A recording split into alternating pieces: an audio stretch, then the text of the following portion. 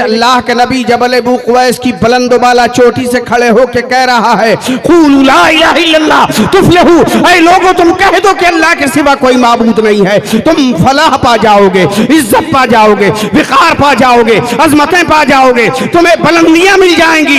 लेकिन मजमा जो नीचे खड़ा है वो गालियां दे रहा है, मजमा जो नीचे खड़ा है वो तानो तशनी के डोंगरे बरसा रहा है, वो रसूलुल्लाह सल्लल्लाहु अलैहि वसल्लम के खिलाफ एहतिजाज कर रहा है।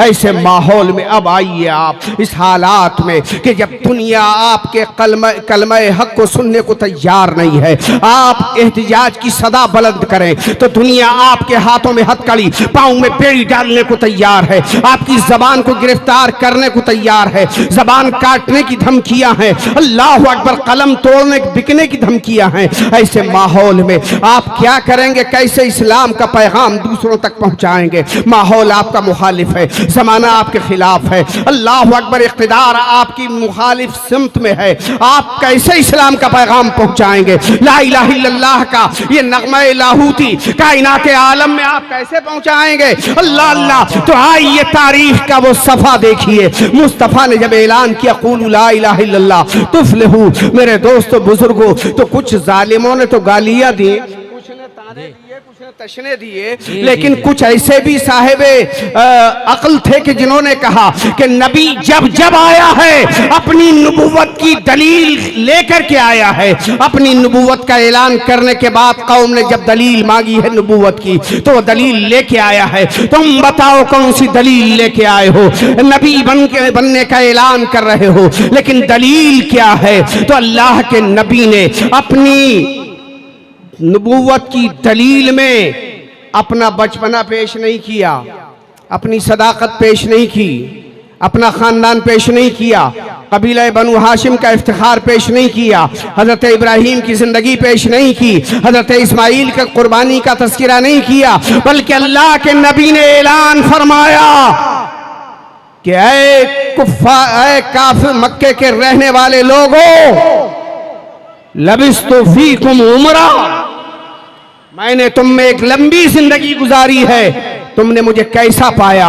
अल्लाह के नबी ने अपनी नबूवत के ऐलान दलील के तौर पे किसी चीज को नहीं लाया आप दलील में, बल्कि आपने फरमाया लबिस्तु फीकुम उमरा, मैंने तुम्हारे दरमियान एक लंबी जिंदगी गुजारी है। गोया कि नबी ने पैगाम दिया है पहले दिन कि अगर तबलीग इस्लाम करना है तो कैरेक्टर दिखाना हो,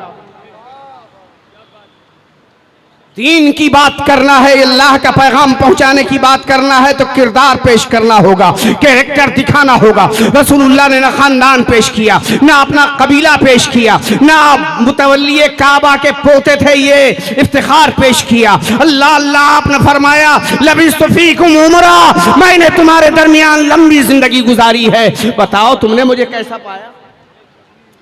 ये रसूलुल्लाह ने कैरेक्टर पेश किया। आज आप अपना कैरेक्टर पेश कर सकते हो। आज हमारा नौजवान शराबी है, आज हमारा नौजवान जुआरी है, आज हमारा नौजवान कम तोलता है, आज हमारा नौजवान झूठ बोलता है, आज हमारी कौम अल्लाह अकबर एक एक इंच जमीन के लिए कस्में खा जाती है, एक एक पाई के लिए कस्में खा के झूठ बोल जाती है। आज हमारी कौम अल्लाह अकबर हसद में मुब्तला है, हमारी कौम दूसरों को जिल्ला जलील करने पे कमर बस्ता है। मैं अर्ज करना चाहूंगा, आप कैसे इस्लाम का पैगाम पहुंचाओगे, कैसे तबलीग दीन कर पाओगे? आज आपके पास है क्या?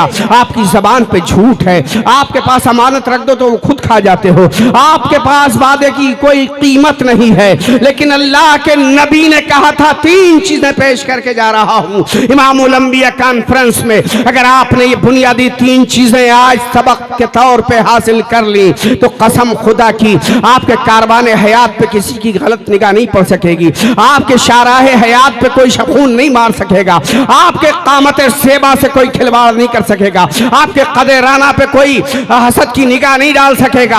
आप आगे बढ़ते जाएंगे और आगे बढ़ते जाएंगे, जमाने को पैगाम देते जाएंगे। ये गुलामान मुस्तफ़ा जा रहे हैं, इस शान से जा रहे हैं कि आंखें झुकी हुई हैं, लबों पे तबस्सुम है, जबान पे दरूद व सलाम के नगमे हैं, सीरत मुस्तफ़ा दिल में बसी हुई है, कदम उठ रहे मस्जिद की तरफ, कदम उठ रहे हैं बुजुर्गों के आस्थानों की तरफ, हाथ उठ रहे हैं अल्लाह अकबर मजलूमों की हिमायत की तरफ। अल्लाह के नबी से जब पूछा बताओ दलील क्या है, तवज्जो है हज़रत अल्लामा मुफ्ती तंजीर साहब।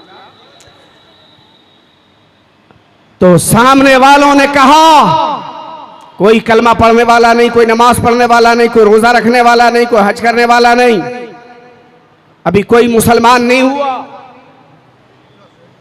हजरत अभी कोई मुसलमान नहीं हुआ, लेकिन जवाब आया शराब पीने वालों की तरफ से, जुआ खेलने वालों की तरफ से, औरतों पे मलामत करने वालों की तरफ से, काफिले लूटने वालों की तरफ से।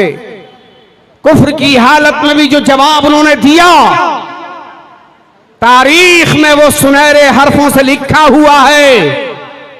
जबल अबू कुवैस की घाटी से एक आवाज आई, अंता सादिकुल वादुल अमीन, आप तो सच्चे भी हैं, वादे के पासदार भी हैं, और आप अमानतदार भी है। तीन मुस्तफ़ा की नबूवत की दलील के तौर पे जब नबी ने अपने कैरेक्टर को पेश किया तो तीन सनदें काफिरों की तरफ से आईं, कुफ्फार कुरैश की तरफ से आईं, मक्के के वासियों की तरफ से आईं कि आप सच्चे भी हैं, आप अमानतदार भी हैं, आप वादा वफा करने वाले भी हैं, अंता सादिकुल वादुल अमीन। ये तीन कैरेक्टर की निशानियां मुस्तफ़ा को किन्होंने दी? मक्के के काफिरों ने। अब आप नबी के अंदाज़े तबलीग को मुलाहजा फरमाइए कि अपना कैरेक्टर पेश किया तो जितने सच्चे थे उस माहौल में सच्चों ने अपने कैरेक्टर को नबी के कैरेक्टर पे पेश किया तो नबी का कैरेक्टर आला व बाला नजर आया। जितने अमानतदार थे उन्होंने अपनी अमानतों को नबी की अमानत पे पेश किया तो नबी की अमानतदारी सबसे बढ़कर नजर आई। और जितने वादा वफा करने वाले थे उन्होंने अपने वादे की हैसियत को मुस्तफ़ा के वादे की वफा पर पेश किया तो नबी का अहदे वफा सबसे बढ़कर नजर आया। सबने कहा अंता सादिकुल वादुल अमीन, आप सच्चे भी हैं, अमानतदार भी हैं, वादे के पाबंद भी हैं। ऐसा आदमी गलत बयानी नहीं कर सकता। आपने दावा किया, दलील नहीं दी, हमें तस्लीम है। अपना कैरेक्टर पेश किया, हमने आपके कैरेक्टर को देखा है, बचपना देखा, जवानी देखी, आपका आज तक का जमाना देखा है, 40 बहारें हमने देखी हैं, लेकिन आपके कैरेक्टर में कोई लूज नहीं है, कोई मिस्टेक नहीं है। मेरे दोस्तों, तबलीग इस्लाम के लिए कैरेक्टर मुस्तफ़ा दलील बनता हुआ नजर आता है। आपका कैरेक्टर क्या कर रहा है? आपका कैरेक्टर क्या कर रहा है? आप का बेड कैरेक्टर होटलों में खाने खाता हुआ नजर आता है। आप बाजारों में हंगामा करते नजर आते हैं, आप चौराहों पर रास्ता रोकते नजर आते हैं, आप वादे के खिलाफ काम करते नजर आते हैं। तो आपका बैड कैरेक्टर मुस्तफ़ा के उम्मती होने की हैसियत से आपकी तबाही का ऐलान नहीं कर रहा है, बल्कि इस्लाम के रास्ते रोकने का काम भी कर रहा है। वरना आज पूरी दुनिया में इस्लाम जितनी तेजी से फैल रहा है, कोई और मजहब नहीं है जो इस्लाम का मुकाबला कर सके। काश हमारा कौल सच्चा हो जाए, काश हमारा किरदार अच्छा हो जाए, काश हमारी नीयतें साफ हो जाए, काश हमारा ज़मीर बेदार हो जाए, काश हमारे सजदों में तड़प पैदा हो जाए, आंखों में इश्क़ रिसालत के सुरमगी डोरे तैरने लगे, हमारे लाल बदख्शानी गुंबद खजरा के जलवों से हो जाए, हमारे लब याकूती मुस्तफ़ा की मोहब्बत में हो जाए। अल्लाह अकबर, हमारा जिस्म और दिल और दिमाग मुस्तफ़ा की मोहब्बत में गिरफ्तार हो जाए, तो ऐसे आलम में कसम खुदा की, कायनात की कोई ताकत, कोई कुव्वत, कोई हुकूमत, कोई मुल्क आपकी रफ्तार पे किरगन नहीं लगा सकता। इसलिए कि इमाम अहले सुन्नत आला हजरत अजीमुल बरकत फरमाते हैं, उन्हें माना उन्हें जाना, न रखा गैर से काब, लिल्लाहिल हम्द में दुनिया से मुसलमान गया, ये तो उनकी मोहब्बत है। लेकिन आपके लिए पैगाम दे रहे हैं कि आओ उस्मानपुर में इमामुल अंबिया कॉन्फ्रेंस में बैठने वालों, चौराहों पे अल्लाह अकबर तबाही न मचाओ, होटलों में अपना पैसा बर्बाद न करो, हलाल और ना हलाल और हराम का फर्क महसूस कर लिया करो। आज हमारी कौम बड़े शौक से मैकडोनल्ड में जा रही है, KFC में जा रही है खाना खाने, मुझे तकलीफ होती है। सैयद साहब खुला बैठे हैं, मैकडोनल्ड में जा रहे हैं आप, KFC में जा रहे हैं आप, मुर्ग खा रहे हैं, मटन खा रहे हैं। कभी आपने सोचा है ये जायज है, नाजायज है, हलाल है या हराम? कभी गौर किया आपने? एहसास नहीं है। इसलिए कि एहसास तब होता है जब उलमा की सोहबत में आप बैठोगे, जब ताश के पत्ते फेंटोगे, रात में नेट देखोगे, मुखर्रिबुल अखलाक किताबें पढ़ोगे, फिल्में कसरत से देखोगे, जुए और शराब की कसरत में गिरफ्तार हो जाओगे। मालदार बनने के लिए आज आप दौलत कमाने के, दौलत बढ़ाने के लिए आज आप मकान गिरवी रख रहे हो, सिक्योरिटी पे मकान ले रहे हो। ये सूद का कारोबार करके आप आगे मालदार हो भी सकते हो, लेकिन क़यामत में जब सांप बिच्छू बन के यही पैसा तुम्हें डसेगा, उस दिन कोई जवाब है? ये आप आज फैसला करके जाओ इमामुल अंबिया कॉन्फ्रेंस में। मैं अर्ज करना चाहूंगा, बड़ी जिम्मेदारी से अर्ज कर रहा हूं कि KFC और मैकडोनल्ड में नाजायज गोश्त पकाया जाता है, उसे खाना हराम है। और हर उस होटल पे जिस पे निगाहे मोमिन से गोश्त बच जाए, भले ही वो मुसलमान ने ज़िबा किया हो, मुसलमान ने पकाया हो, अगर निगाहे मोमिन से गोश्त ओझल हो जाए, वो भी नाजायज हो जाए। गोश्त के बारे में यही मसला है। तमाम अशिया में हिल्लत है, गोश्त में असल हुर्मत। मगर कौन जाने, कबाब खा रहे 6-6 10-10 इंच के, फैक्ट्रियों में बने हुए, बड़े शौक से। फैक्ट्री से कबाब चला आपके यहाँ आया मार्केट में, जिसने भी उठाया उसे, क्या उस बीच में वो कबाब मुसलमान की निगाह में रहा? हराम गोश्त खाने के बाद आज आप इतने मजबूर हो गए कि रसूलुल्लाह की तौहीन होती रही और आप घरों से निकल के बाहर आने को तैयार नहीं हो सके।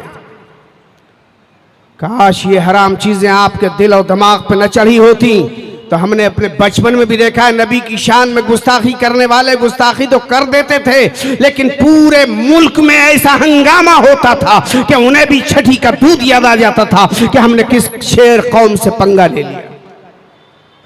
मगर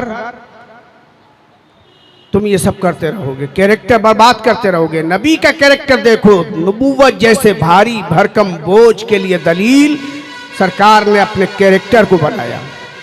आप अपना कैरेक्टर क्यों तबाह किए हुए हो? इस किरदार को बनाइए, यही किरदार आपको यहां भी अच्छा रखेगा, वहां भी अच्छा रखेगा। आज ले उनकी पनाह, आज मदद मांग उनसे, कल न मानेंगे क़यामत में अगर मान गया।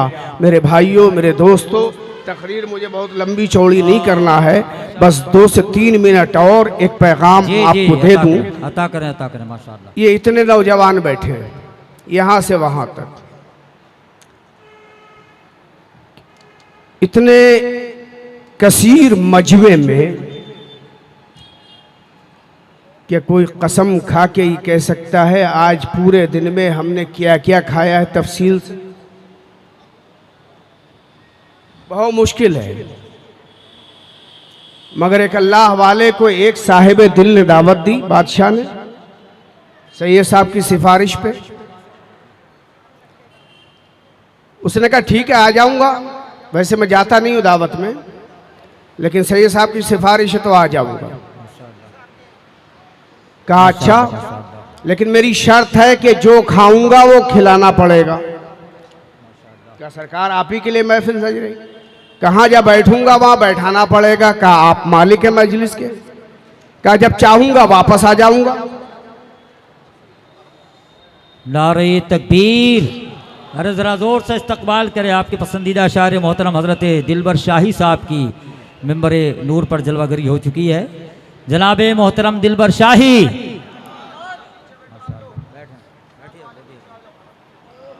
तो बड़ा खुश हो गया कि सरकार ने दावत शर्तों के साथ कबूल की, लेकिन की तो आए। जहां जूतियां रखी थी वहां आके बैठ गए। साहिब खाना ने कहा सरकार वो मसनद आपके लिए लगाइए। कहा देखो शर्त है जहां चाहूंगा वहां बैठूंगा। खाने का इंतजाम हुआ, थोड़ी सी रोटी थोड़ी सी बोटी खाई जल्दी से, क्या सरकार इतनी नेमतें बनाई हैं, कहा शर्त है जो खाऊं चाहूंगा वो खाऊंगा। अब थोड़ी देर के बाद उन्होंने कहा मैं जाना चाहता हूं, इजाजत दो। तो साहिब खाना ने कहा सरकार मजलिस आपके लिए सजाई है, आप चले जाएंगे मजलिस बेरौनक हो जाएगी। क्या मैंने कहा था जब चाहूंगा वापस आ जाऊंगा। अब मजबूर था वादे से। तो किसी और ने कहा, सैयद साहब क़िबला ने कहा सरकार आप इतनी जल्दी जा रहे हो, एक पैगाम तो दे जाओ, मतलब क्या था इनका। जी जी माशाअल्लाह। तो कहा आपने चूल्हा जलाओ, तवा रख दो। चूल्हा जल गया, लकड़ियां जलने लगी, ऊपर से तवा रख दिया गया। और जब तवा सुर्ख हो गया तो उस पे अल्लाह वाला चढ़ा, बोला मैंने एक बोटी छोटी रोटी खाई है। और फौरन उतर आया अंसार भाई, फौरन उतरा कि मैंने एक रोटी छोटी रोटी खाई और एक बोटी खाई। तबे से उतर आया, कहा ये सब जितना सिस्टम है, अगर ये खा के अल्लाह को जवाब देने के आग के तंदूर पे खड़े हो के हिम्मत है तो ये हराम खाओ, ये नाजायज खाओ, ये दुनिया की नेमतें अपना हक समझ के तुम खा रहे हो, लेकिन तुम्हारा हक नहीं है। तुम खुदा को उस दिन कैसे जवाब दोगे? आज आप खा रहे हो हराम। बारातों में तो अब हाल ये है कि रुमाल भी नहीं निकालता आदमी, रोटी से उंगलियां पहुंच के रोटी नीचे डाल देता है। ये हो रहा है। ये आला हज़रत कहते हैं आज ले उनकी पनाह, आज मदद मांग उनसे, कल न मानेंगे क़यामत में अगर मान गया। तो अल्लाह के नबी को जवाब दिया कुफार ने, अंता सादिकुल वादुल अमीन। अगर आप अपना कैरेक्टर अच्छा कर लो तो इस्लाम चार दांगे आलम में फैल रहा है और फैल जाएगा। जमाना तुम्हें देख रहा है, तुम्हारे कैरेक्टर को देख रहा है, तुम्हारे किरदार को देख रहा है, तुम्हारी सूरतें देख रहा है, तुम्हारी सुबह शाम देख रहा है। अल्लाह अकबर, उठो नबी के दीवानों, मस्जिदें आबाद कर दो, पड़ोसियों का दिल रख लो, अपने घर वालों को खिदमत से इतना खुश कर दो कि अल्लाह राजी हो जाए। मैं अर्ज करना चाहूंगा कि जमाना तुम्हें देख रहा है, तुम्हारे किरदार को देख रहा है। इकबाल ने कहा था चश्मे अक़वाम से मख्फी है हकीकत तेरी, है अभी महफिल हस्ती को जरूरत तेरी, जिंदा रखती है जमाने को जरूर हरारत तेरी, कौकबे किस्मत इम्कान है खिलाफत तेरी, वक्त फुर्सत है कहा काम अभी बाकी है, नूर तौहीद का इत्माम अभी बाकी है। अस्सलामु अलैकुम व रहमतुल्लाह।